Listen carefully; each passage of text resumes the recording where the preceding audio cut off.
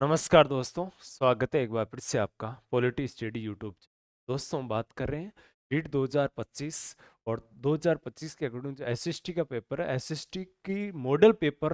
और model paper में first class आज की रहेगी। इसमें 60 प्रश्न रहेंगे, जिसमें history, polity, geography, Rajasthan, India, यानी सभी महत्वपूर्ण प्रश्न जो पेपर के अकॉर्डिंग सारी चीजें रहेगी। 60 महत्वपूर्ण प्रश्नों पर हम चर्चा करेंगे फटाफट, और क्विक रिवीजन यानी अधिकतम 20 मिनट की क्लास इसमें रहने वाली है।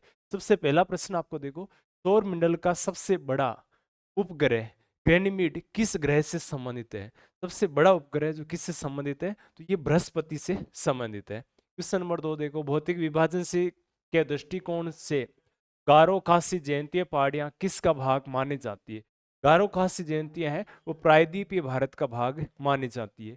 भिलाई इस्पात संयंत्र की स्थापना किस देश के सहयोग से की गई? भिलाई की स्थापना की गई थी सोवियत संघ रूस के सहयोग से स्थापित। सुमेलित करना आपको पर्यावरण संबंधी दिवस, और दूसरी साइड आपको दिनांक दे रखी है, इसको आपको क्या करना है, सुमेलित करना है। तो सबसे पहले देखो, पृथ्वी दिवस कब मनाया जाता है? 22 अप्रैल को। फिर देखो, ओजोन परत संरक्षण दिवस कब मनाया जाता है? ये है 16 सितंबर। विश्व वानिकी दिवस 21 मार्च। प्रदूषण निवारण दिवस 4 दिसंबर। तो इसमें सही क्या हो जाएगा? ऑप्शन डी राइट हो जाएगा। क्वेश्चन नंबर 5, दैनिक ज्वार भाटा के मध्य मध्यांतर होता है। मध्यांतर कहाँ होता है इसका? तो इसमें देखो 24 घंटे और 52 मिनट के समय। गरजता 40सा, प्रचंड 50सा, वह चीखता 60 क्या है? ये क्या है गरजता? ये ध्यान रखना, ये दक्षिणी गोलार्ध में जो पछुआ पवन है उसके नाम है, ध्यान रखना। क्वेश्चन नंबर 7 देखो, निम्नलिखित में से कौन सी भूकंपीय तरंगें सर्वाधिक क्षति पहुंचाती है? कौन सी तरंगें सर्वाधिक क्षति पहुंचाती है? तो धरातलीय जो भूकंपीय तरंगें सर्वाधिक क्षति पहुंचाती है। नेक्स्ट, ज्वालामुखी विस्फोट के दौरान कौन से परिमंडल प्रभावित होते हैं? कौन से परिमंडल प्रभावित होते हैं? तो इसमें देखो, भूमंडल, वायुमंडल, जीवमंडल, जैवमंडल, जलमंडल, तो ये सभी उपयुक्त सभी इसमें प्रभावित होते हैं। निम्नलिखित में से किस राज्य में 2001 से 2011 में दशक की जनसंख्या वृद्धि दर सर्वाधिक व न्यूनतम रही? इसमें आंकड़े दे रखे हैं सर्वाधिक और न्यूनतम के। तो सर्वाधिक मेघालय, न्यूनतम नागालैंड की रही थी। क्वेश्चन नंबर 10 देखो, देश के 100 से 200 सेमी औसत वार्षिक वर्षा वाले भागों में किस प्रकार की वनस्पति पाई जाती है? तो किस प्रकार की वनस्पति पाई जाती है? उष्ण कटिबंधीय पर्णपाती वन इसमें पाए जाते हैं। क्वेश्चन नंबर 11, भारतीय संविधान का कौन सा भाग संविधान की आत्मा कहलाता है? तो कौन सा भाग संविधान की आत्मा से कहा जाता है? प्रस्तावना या उद्देशिका को। पंचायती राज व्यवस्था अपनाई गई थी। पंचायती राज व्यवस्था लोकतंत्र की शक्तियों को विकेंद्रीकरण करने के लिए अपनाई गई। नेक्स्ट देखो, उच्चतम न्यायालय यानी सुप्रीम कोर्ट में तदर्थ न्यायाधीशों की नियुक्ति की जाती है। उच्चतम न्यायालय में तदर्थ न्यायाधीशों की नियुक्ति की जाती है जब न्यायाधीश की गणपूर्ति पूरी नहीं हो पाती, और हाई कोर्ट में जब गणपूर्ति और वर्कलोड ज्यादा होने पर की जाती है। क्वेश्चन नंबर 14 देखो, राज्य विधानमंडल में किसी भी व्यक्ति को एक कार्यकाल में सदन का सदस्य बने बिना कि अधिकतम कितने समय तक मंत्री बनाया जा सकता है? तो अधिकतम कितने समय तक मंत्री बनाया जा सकता है? 6 महीने तक कोई व्यक्ति मंत्री रह सकता है। भारत में राष्ट्रपति की मृत्यु, पद त्याग अथवा हटाए जाने पर पद से हुई रिक्ति को भरने की समय सीमा क्या है? तो इसमें अधिकतम समय सीमा क्या है भरने? यथाशीघ्र। ठीक है, यानी 6 महीने में चुनाव होते हैं इसमें। केंद्र सरकार के विरुद्ध खिलाफ अविश्वास प्रस्ताव पेश किया केंद्र प्रसाद के किस में किया जा सकता है? केंद्र सरकार के विरुद्ध अविश्वास प्रस्ताव किस में आता है? तो केवल लोकसभा में बहुमत से लाया जाता है। निर्वाचन आयोग के कार्यों के संबंध में असत्य कथन की पहचान कीजिए। आपको वो कथन चुनना है जो असत्य है। निर्वाचन आयोग समय दलों व उम्मीदवारों के लिए आचार संहिता निर्मित करता है। बिल्कुल विधान परिषद के सदस्यों के निर्भरता संबंधी मामलों पर राष्ट्रपति को परामर्श देता है। ये राष्ट्रपति को परामर्श नहीं देकर राज्यपाल को परामर्श देता है। तो असत्य कौन सा? बी हो जाएगा। संसद सदस्यों से निर्वाचित निर्हता यानी योग्यता से संबंधित, जो अयोग्यता है उससे संबंधित मामलों पर राष्ट्रपति को सलाह देता है। निर्वाचन के समय राजनीतिक दलों की नीतियों के प्रसार के लिए रेडियो और टीवी कार्यक्रम सूची निर्मित, बाकी सारे कथन सही है। प्रारूप समिति में निम्नलिखित में से कौन एक सदस्य सम्मिलित नहीं था? कौन सा सदस्य सम्मिलित नहीं था? तो पंडित जवाहरलाल नेहरू प्रारूप समिति में नहीं थे, बाकी ये तीनों सदस्य शामिल थे। मौलिक कर्तव्यों के संबंध में निम्नलिखित में से कौन सा कथन गलत है? कौन सा कथन एक गलत है? तो मौलिक मूल कर्तव्य संविधान मूल अधिकारों का हिस्सा, बिल्कुल हिस्सा नहीं है, अलग दे रखे कर्तव्य बाद में शामिल किए गए थे। ठीक है, दोनों कथन। भाग 4 में है मौलिक कर्तव्यों का उल्लेख किया गया, भाग 4 में क जोड़ा गया, इसमें 51 क में वर्तमान में 11 मूल कर्तव्य शामिल है। वर्ष 1977 में हुए लोकसभा चुनावों में जयप्रकाश नारायण के नेतृत्व में जनता पार्टी ने नारा दिया था। जेपी नारायण के नेतृत्व में कौन सा नारा दिया था? लोकतंत्र बचाओ का नारा दिया था। गरीबी हटाओ ये नारा किसने दिया? वसुंधरा राजे ने दिया, सॉरी इंदिरा गांधी ने दिया था। ये इंदिरा गांधी का द्वारा दिया गया नारा है। ठीक है, नेक्स्ट देखो, सुमेलित करना, आपको क्वेश्चन नंबर 21 दे रखा है, इसमें सुमेलित करना है। तो देखो, बिजराल की पहाड़ियां, बिजराल की पहाड़ी कहाँ है? राजसमंद में। नेक्स्ट श्री माधोपुर की पहाड़ियां, माधोपुर की पहाड़ी कहाँ है? नीम का थाना सीकर, वर्तमान में नीम का थाना इसमें जिला बनाया था। ठीक है, तोरावाटी की पहाड़ियां कहाँ पर है? तोरावाटी की पहाड़ियां सीकर में है, और उदयनाथ की पहाड़ियां कहाँ पर है? अलवर में। तो कौन सा ऑप्शन सही हो जाएगा इसके हिसाब से? ऑप्शन 3 4 3 4 3 4 4 3 चीज सही हो जाएगा। क्वेश्चन नंबर देखो 22, निम्नलिखित विशेषताएं किस नदी की है? इसका उद्गम मेहद झील अमरोह की पहाड़ियां मध्य प्रदेश से होता है। ये एकमात्र नदी है जिसका प्रवेश व निकास दोनों दक्षिण दिशा में ही है। इस नदी का विलय खंभात की पहाड़ी अरब सागर में होता है। क्वेश्चन नंबर 22 में देखो, तो इसे किसके बारे में विशेषता है? माही नदी की। निम्नलिखित में से कौन सा वनोत्पाद राज्य में ग्रामीण क्षेत्र में शराब निर्माण के लिए प्रयोग में लिया जाता है? शराब निर्माण के लिए कौन सा लिया जाता है? तो महुआ से शराब बनाई जाती है। राजस्थान में मृदा के कृषि विभाग के वर्गीकरण के अनुसार उदयपुर एवं कोटा में कौन सी मृदा का विस्तार है? कौन सी मृदा का विस्तार है? तो यहाँ पर पर्वतीय मृदा पाई जाती है। निम्नलिखित में से कौन सी एक राजस्थान में जल संरक्षण की परंपरागत विधि नहीं है? जल संरक्षण की कौन सी परंपरागत विधि नहीं है? तो ये जो नाली है ये परंपरागत विधि नहीं है। नेक्स्ट, निम्नलिखित में से कौन से जिले राजस्थान में बीकानेर, नागौर, पेट्रोलिफेरस बेसिन के अंतर्गत आते हैं? कौन से जिले आते हैं? तो ये बीकानेर, नागौर और हनुमानगढ़ जिले इसमें शामिल है। नेक्स्ट, राज्य में चुकंदर पर आधारित प्रथम चीनी उद्योग स्थापित हुआ था। चुकंदर पर आधारित चीनी उद्योग कब स्थापित हुआ था? तो यह ये गंगानगर में स्थापित हुआ था। नेक्स्ट, माणिक्यलाल वर्मा के आग्रह पर जमनालाल बजाज ने किस वर्ष में बिजोलिया किसान आंदोलन का नेतृत्व संभालकर इसके संचालन की जिम्मेदारी हरिभाऊ उपाध्याय को दी थी? किसकी जिम्मेदारी दी थी? तो 1900 कब दी थी ये? 1927 में। हरिभाऊ उपाध्याय याद रखना, अजमेर मेरवाड़ा, अजमेर मेरवाड़ा में जब विधानसभा गठित हुई थी उसमें मुख्यमंत्री के पद पर ये एकमात्र व्यक्ति रहे हुए हैं। आदिवासी नेता तिल्ला भगत, देवा मदार और दीपा भगत का संबंध किस प्रजामंडल आंदोलन से है? तो किस प्रजामंडल से? बांसवाड़ा प्रजामंडल से संबंधित है। संपूर्ण राष्ट्र में कल्याण को बढ़ावा देने के लिए एक आयोग बनाने की सिफारिश के अनुसार राज्य पुनर्गठन आयोग की स्थापना कब की गई थी? राज्य पुनर्गठन आयोग की स्थापना की गई थी दिसंबर 1953 में। ठीक है, फजल अली को देख से बनाया था। नेक्स्ट देखो, 1957 की क्रांति के समय राजस्थान में कुल कितनी प्रमुख एजेंसियां कार्यरत थी? कितनी एजेंसियां थी? तो 4 एजेंसियां इस समय कार्यरत थी।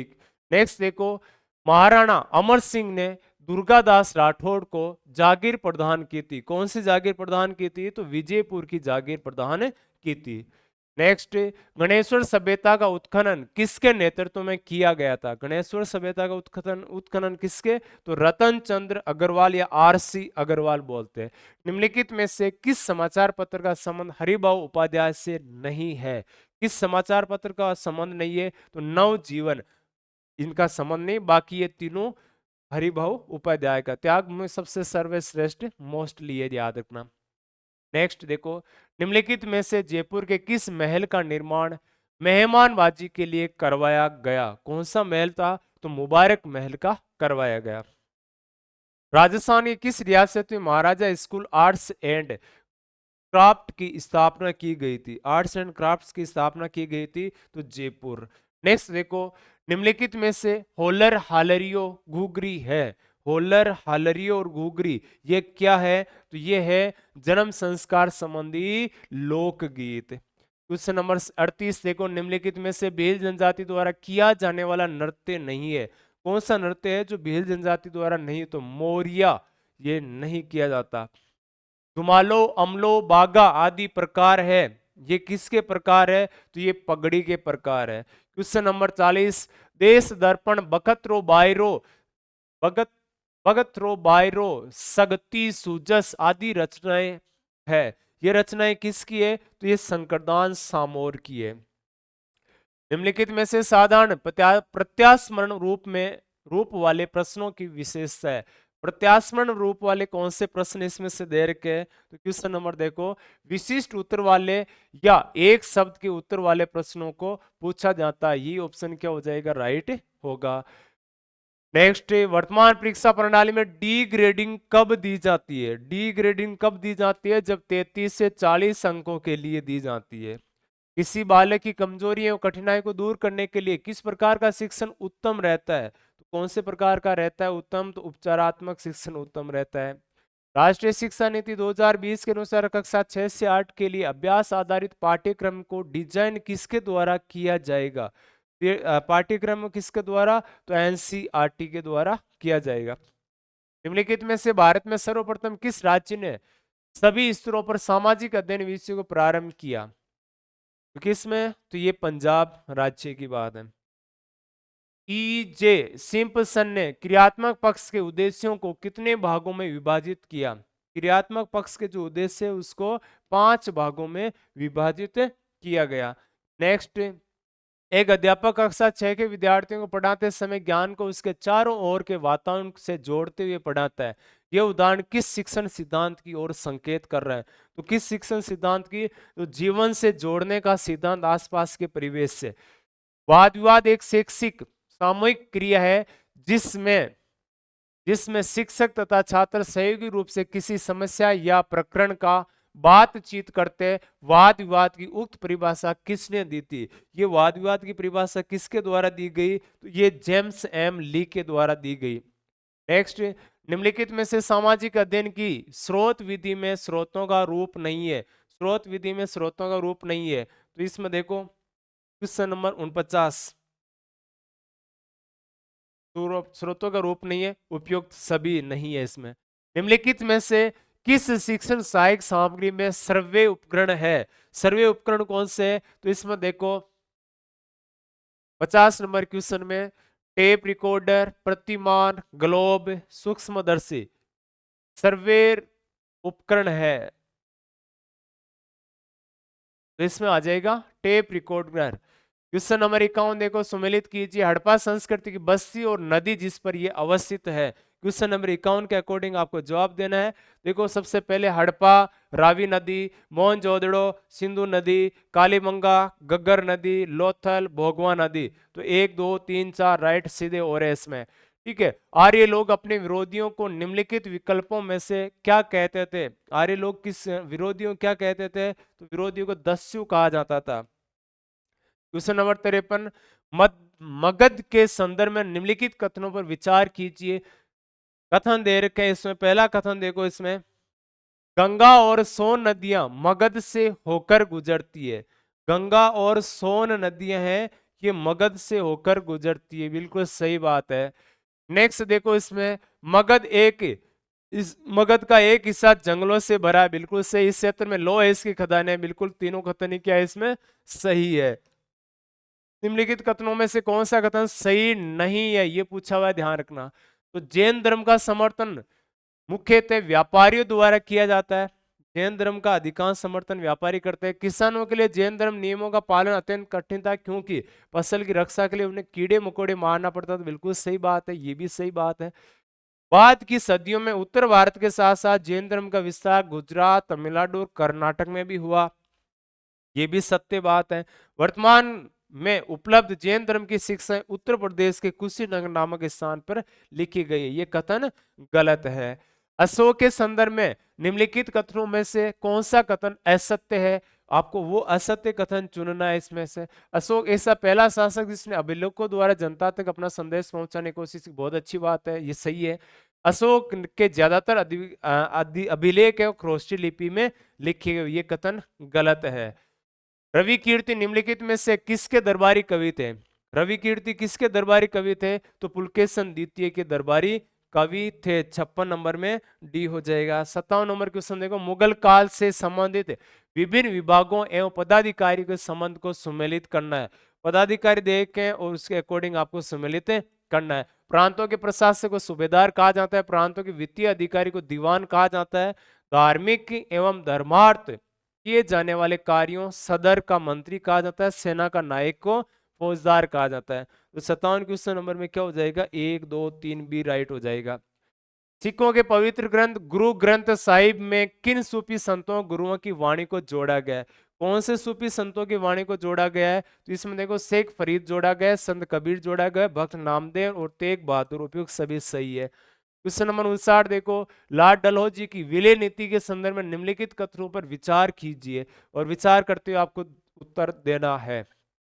इस नीति के अंतर्गत किसी शासक जिसका कोई पुरुष वारिस नहीं है कि मृत्यु होने पर उसकी रियासत कंपनी के भूभाग का हिस्सा बन जाती थी। बात तो सही है। इस सिद्धांत के आधार पर सबसे पहले अवध का विलय किया गया था। ये बात गलत है। 59 के अनुसार केवल एक कथन सही है, दूसरी वाली लाइन गलत है।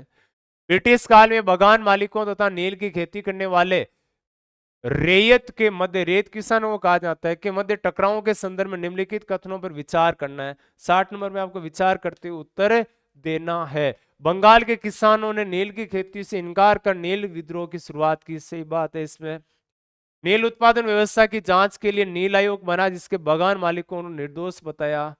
ये गलत है। चंपारण में महात्मा गांधी की नील बागान मालिकों के खिलाफ आंदोलन का नेतृत्व किया। तो इसमें पूछा है कौन सा कथन सही है? तो इसमें केवल 1 और 2 3 सही है, बाकी गलत है। ये अपने रीट एसएसटी के 60 महत्वपूर्ण प्रश्न थे और इसी प्रकार से मॉडल पेपर रेगुलर आपके आते रहेंगे। इसी प्रकार से आप कितने सही हुए ये जरूर कमेंट करके बताएं, इसमें से कितने प्रश्न आपके सही हो रहे हैं। आज इसी प्रकार से बने रहिए, मस्त और जबरदस्त तैयारी करते रहिए। आज के लिए जय हिंद।